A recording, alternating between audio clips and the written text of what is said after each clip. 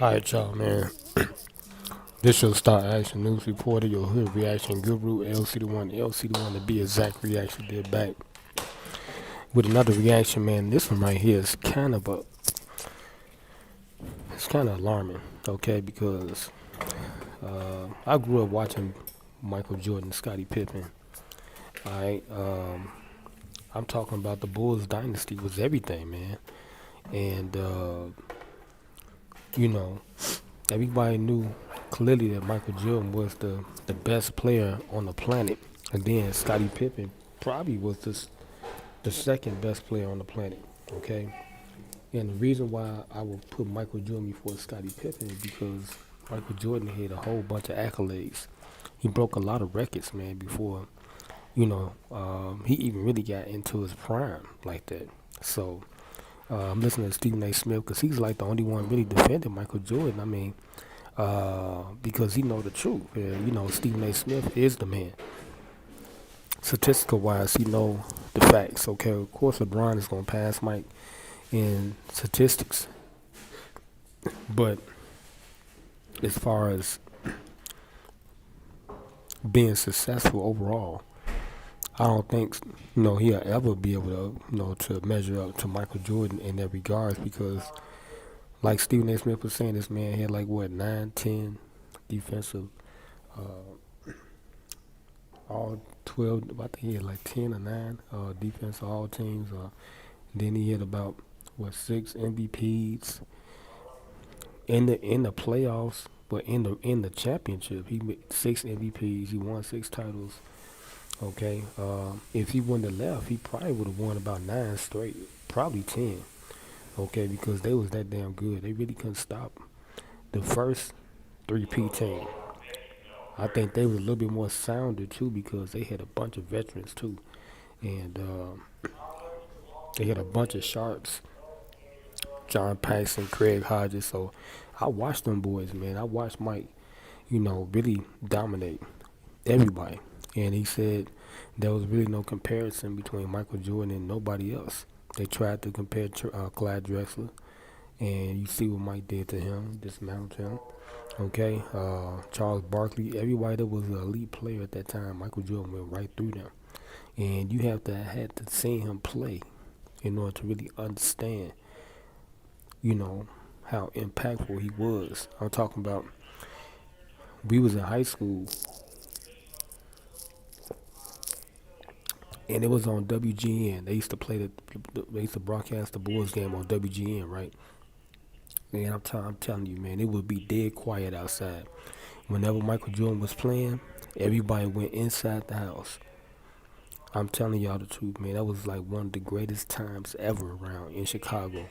And then when they won a championship, oh, it was so happy, joy, joy around here. We talking about it was money everywhere. Everybody was smoking weed. I'm just keeping it 100. Uh, it was no violence really like that.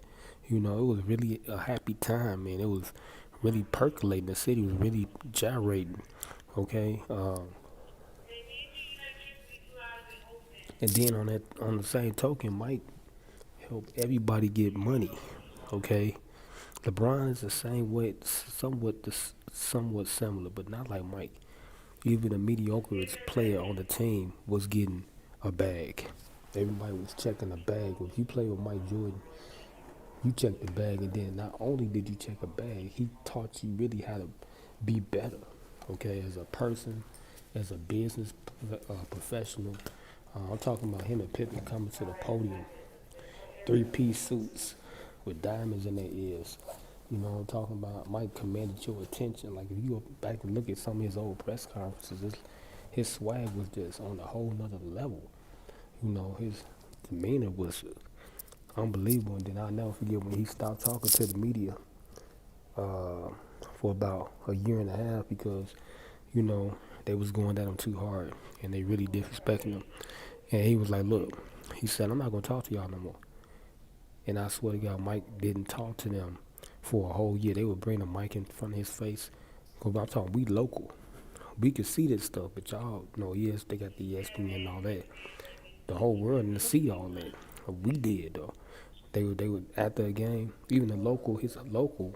people here, he would not talk to them. The only person he would talk to when he broke his silence or if he decided to talk was Amar Rashad. And I'm talking about they was finding Mike like every game, like 2,500 or something like that. But I'm telling you, he was that dude. He was it. And if he wouldn't have retired the first time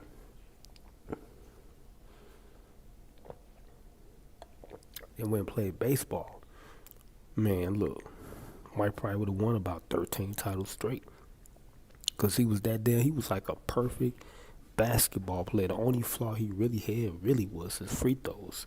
But he shot 85% from the free throw line. Then he got better at his 3-point shooting. I think he ended his career like 45, 50, almost close to 50% shooting from the 3-point line. So Scottie Pippen was saying a lot of stuff, man. Like he was kind of dead on when he first got to the league. Mike, he wasn't as sound as he was. Like especially with his shooting. He had to work on that. But he was averaging 37 points a game. How Pippen he was averaging 37 points a game. Michael Jordan was averaging 37 points a game as a rookie. You understand me?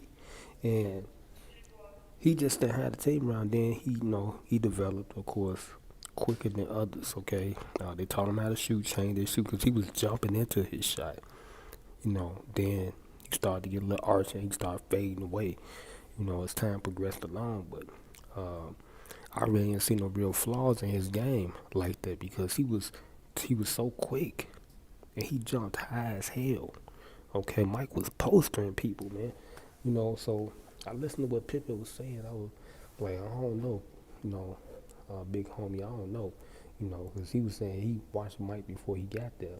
You gotta remember, Mike went to the Garden and dropped Larry Bird and them off, set a record at the Boston Garden, and I was just like, wow, no, why Pippen coming at Mike like that? Because that's his, but he was keeping it 100 though, because he was there. But he know the truth though. He know what's up. He know Mike that dude. This is all like publicity, to probably try to another venture he trying to do, another investment or something like that. But he know damn well Michael Jordan was that dude. Ain't nobody better than Mike. Period. I'm talking about period. He was like God. He was perfection. He was the perfect basketball player.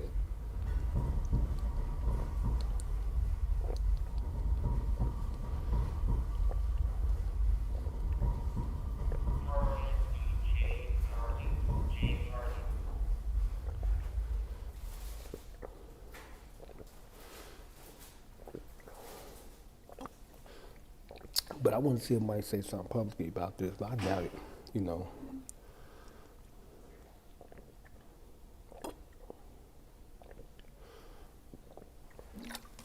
and one thing I learned from Mike Jordan is how to be professional and dominate in whatever you do.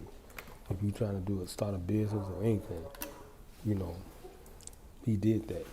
And that's where we get it from. That's my generation, Generation X. We watched Michael Jordan, so you know everything he was doing, we started doing. We want to play just because he played. The way he played.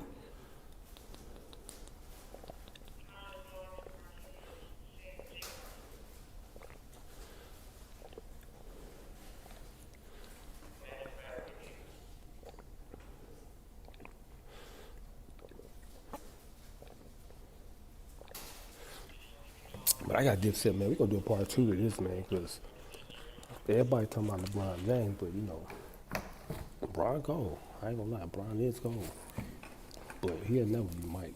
I'm sorry, man. It's like Steve A. Smith hitting on the nail. That dude was, he was incredible. You have to actually have been in that time and watched what was going on. They used to double team Michael Jordan, and that's what Stephen A. Smith was saying. The rules was totally different. They used to really physically hand check Mike. They was beating him up, man. Where the man had to bulk up a little bit, get strong and stuff, because they broke his leg, and then he came back hardcore, He was jumping even extra higher, to avoid that contact. So, you know, it was a different game back then. Now, Brian, he was already stout. He was built for it. But they changed the rules because for that reason players kept getting hurt. Mike didn't have it. They used to double team this man. I'm talking about for real. He still scored 32 points a game. That was unbelievable, man. Like nobody ain't gonna never do that like that again. But anyway, I gotta get up out of my house, y'all later.